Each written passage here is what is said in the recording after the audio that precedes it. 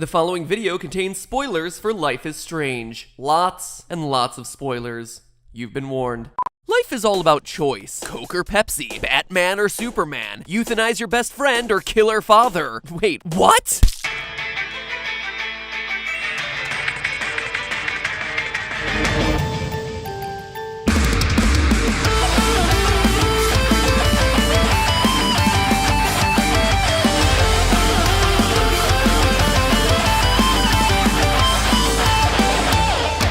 Hello, Internet! Welcome to Game Theory, the show that makes statistical analysis of video game trends cool. Well, cooler. And speaking of statistical analysis, today's episode is brought to you by you. Nearly 25,000 of you, in fact. You help provide the data we're using today, which is incredible. Scientists would kill to have that many volunteers for their studies. So in short, you guys rock. Oh, and science? Eat your heart out. But let's not get ahead of ourselves. If you watched GT Live, you may have seen our 10-part series on Life is Strange, which was our most requested game to date. If you're not familiar with the game, here's a link to the archived videos. Enjoy the koala rants. I'll see you in 20 hours. But for those of you who don't want to burn through a day binge-watching my mug on the couch, Life is Strange is like a choose-your-own-adventure book with an emo haircut. The game follows a girl named Max who's studying photography at a boarding school in Oregon. Beyond that, you have free will to make all sorts of choices about what Max does, from watering the plant in her dorm room to signing petitions.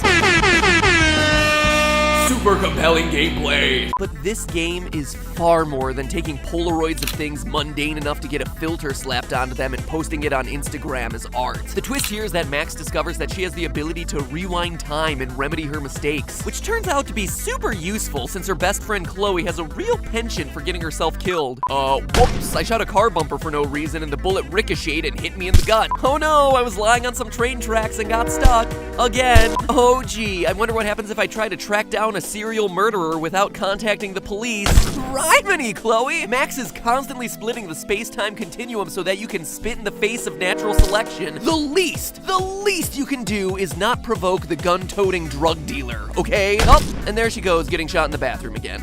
Great. As you go, the choices get harder and more intense, to the point that at the end of the game, you're making choices that don't really fit into black and white categories of right and wrong anymore. At the end of each chapter, the game rewards you with a chance to compare your decisions to those made by other players. From, did you steal the money for handicapped children, to, did you prevent your sexually assaulted best friend from jumping off of a building? As an aside, can I just say how emotionally ill-prepared I was to have my video game friend depend on me to talk her down from suicide? That's some really, really serious stuff. Like Tumblr trigger word level serious. Makes me miss the days when the most intense thing that happened in a game was hitting someone with a red shell right before they crossed the finish line. But of all the decisions in the game, it was the final one that really caught my attention. After 19 hours spent reuniting with your best friend Chloe, bonding over late-night pool parties, early morning dance-offs, shared kisses and heart-to-heart conversations, you have to decide whether you want to sacrifice her life. At this point, you've saved her life no less than 5 times, and honestly many, many more if you really sucked at stopping that train. But all of Max's Back to the Futuring hasn't sat well with the rest of the universe. A giant tornado is set to destroy the entire town, and Chloe determines that the only way to save it is for Max to go back in time to let her die the first time she gets shot, thereby setting the timeline on the right path. And that's your last choice of the game. Sacrifice your best friend to save a whole town, or let the town and all the people in it get sucked into a vortex to let your best friend live.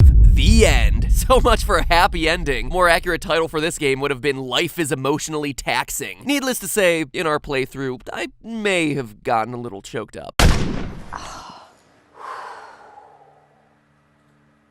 But they were the most manly of tears. Jason was cutting onions, what can I say? Now, according to the endgame statistics covering all the people who played Life is Strange, 53% of people chose to sacrifice Chloe, and 47% chose to sacrifice the town. It's just barely above a coin flip. But I was curious, was there something about a gamer's personality type that would help decide what they would choose in the final moments of sacrifice? And going a level deeper, were you guys, the Theorist family, more likely to skew one way or the other? So I ran a test, and the answer was a resounding yes. It turns out that theorists might have a lot more in common than just going bananas over FNAF. Across the 25,000 responses you sent in, more than 72% of you said that you would sacrifice Chloe to save the town. That's a huge difference from the 50-50 split you see in the game. And so the obvious follow-up question is, why are we seeing this? Why are our results so much different than the rest of the gaming community? So I dug deeper into the data. The trend held across gender as well. Females who took the survey opted to sacrifice Chloe a little over 75% of the time, while men did so 71% of the time. And then what about age or nationality? Well, though we've been unable to pull many people in their 50s and 60s from the crack-like high of Farmville, the channel's viewers are from a diverse age range and heritage, so that didn't really seem to be a huge factor here either. So then, what is it? Why would a theorist be so eager to axe their best friend while the general gaming populace is so split on the decision? And that's where the last question of the survey came into play. Well, there aren't tons of philosophers pondering the implications of gamer choice in Life is Strange. This kind of question has been around for a long time in the study of ethics. In 1967, British philosopher Philippa Foot posed a thought experiment known as the trolley problem. It goes like this. A trolley is running down a track toward 5 workers, and the workers can't get out of the way fast enough. However, there's a switch that would send the trolley down an alternate track where it would hit only 1 worker. In this situation, do you pull the switch? Would you?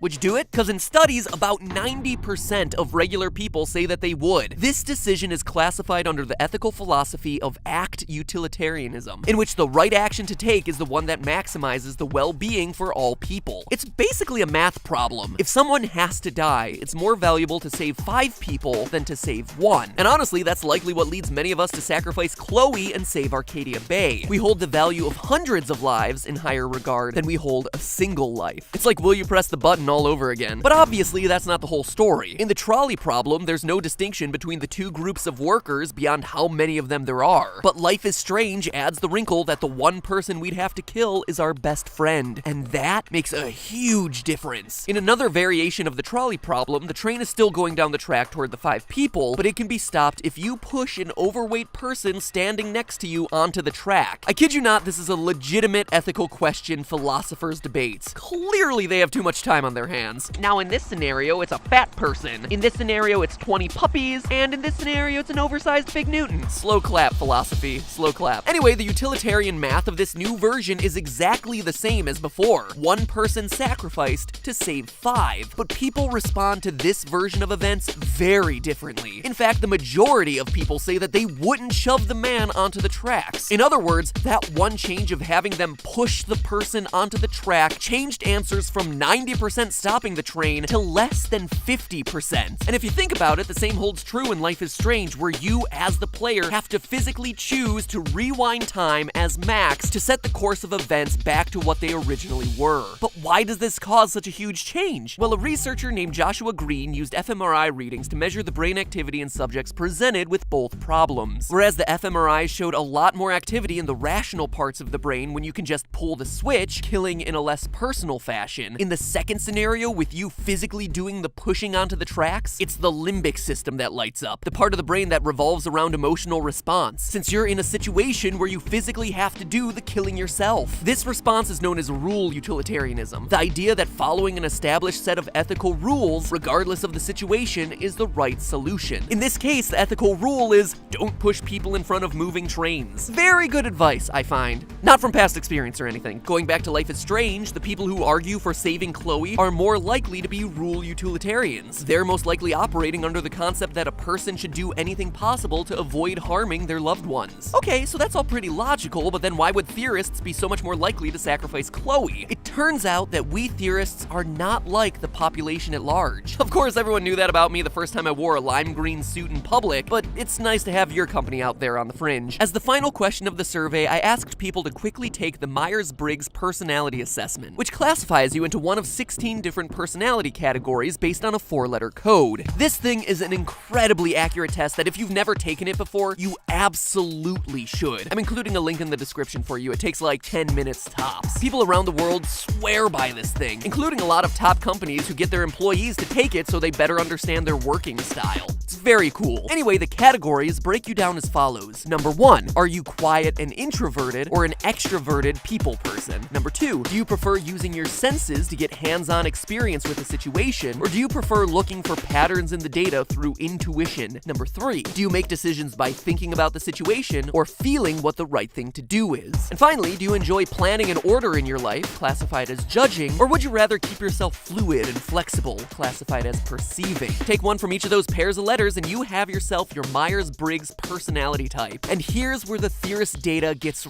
really interesting. When you look at global data, the first, third, and fourth letters all tend to have a 50-50 split. For instance, on the whole, 50% of people are introverts, staying at home and playing a video game, while the other 50% are extroverts, going to parties and doing things that people do at parties. I can only assume playing raucous games of competitive chess. But it's that second letter, sensing versus intuiting, where there's a huge split. 70% of the world's population are sensors. They prefer reality, the information that's right there in front of them, in their face. The other 30% are intuitors, people who look at examples of past behavior and discover patterns out of that data. They don't like thinking about the past so much as they like speculating towards the future. And yet, when I looked at the Theorists data, your numbers, it was reversed. 77% of you were intuitive and 23% were sensing. The exact opposite of what the global population is. And while that may seem crazy, it makes a ton of sense. Look at the show you're choosing to watch. Sensors are the people most likely to get mad at me for making this show, for applying science and math and logic to video games, because the concrete fact is, they're just video games. Sensors are the people who are going to see Mario as a hero because his games say he's a hero. He rescues the princess. It's concrete evidence right there in front of your face. It's real. But intuitors aren't afraid to speculate. They see past instances of Mario's bad behavior and draw a pattern. Mario is mental. Even though he may not be, and even though a lot of the hard evidence might say otherwise, we intuitors get joy out of just speculating about that sort of thing. It's funny, actually. When I take this test, I tend to split introvert and extrovert, as well as feeling versus thinking. It's weird, I'm splitting like 4 different personality types. But I am heavy into the other 2 categories, and especially into the N category. It even goes beyond the show. When I'm not writing scripts, I'm looking at data to help out other YouTubers, trying to find patterns in their traffic sources and predict the future of where things are going. But now look at our results with Life is Strange. People who are more N than S are likely to derive meaning from patterns they've seen before and are more likely to consider the future when making decisions. And when you're making the decision about whether to save or sacrifice Chloe, those 2 factors are gonna push you in a certain direction, sacrificing Chloe. The player, like Max, has seen the pattern that Chloe is basically a final destination victim. She's been destined to die the whole game, from Nathan shooting her, to Frank shooting her, to Chloe shooting herself. Then there's the train and Mr. Jefferson. People under the intuitive spectrum are going to give a lot more weight to that pattern than those who are in the sensing spectrum, who are going to be much more interested in the past and your emotional history and long friendship with her. The decision to sacrifice Chloe is also all about the future. Obviously, Max has a richer past with Chloe than she does with any other person in Arcadia Bay, but those who lean more intuitive find a way to look past that and consider the possible outcomes for lots of people, not just themselves and the people that they're close to. Isn't that cool? And it doesn't stop there. What else makes Theorists different? The most frequent 4-letter combination to show up was INFP, introverted, intuitive, feeling, and perceiving. In fact, this personality type, nicknamed the mediator, was more than 4 times as popular as the average personality type. According to the description for mediators, INFPs, quote, combine their intuitive nature with their open-mindedness to allow them to see things from unconventional perspectives, and are, quote, able to connect far-flung dots into a single theme. Sound familiar? Together, we've spent the last 5 years connecting disparate dots, trying to bring new perspectives to games by seeing if we can prove that Link is dead or Sonic is slow, Peach is a maniac, or Minecraft creepers are explosive moss monsters. It should come as no surprise that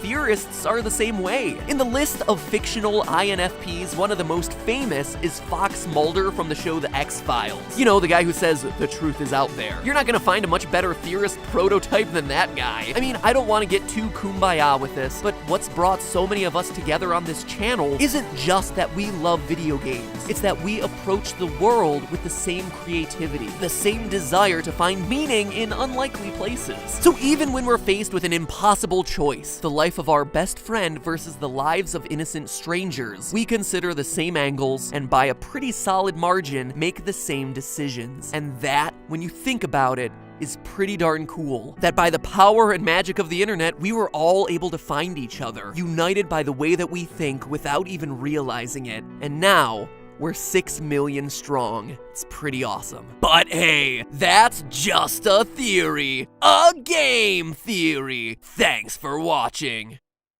And before you go, click the link in the description or this new annotation that works on both desktop and mobile to check out my collaboration with Sam and Nico from Corridor Digital. If you're not familiar with their channel, these are guys I've wanted to do something with forever. These two guys are some of the best video game inspired virtual effects artists on YouTube. So I'm super excited about this video. I think you're gonna really dig it. It's a video that was done in partnership with the game Battleborn, which if you've never heard of it is like Borderlands and Team Fortress 2 had a hyperactive baby where you can play as everything from a vampire to a penguin in a mech suit. And the coolest news of all is that the game is out right now, today. It's almost like we planned it that way.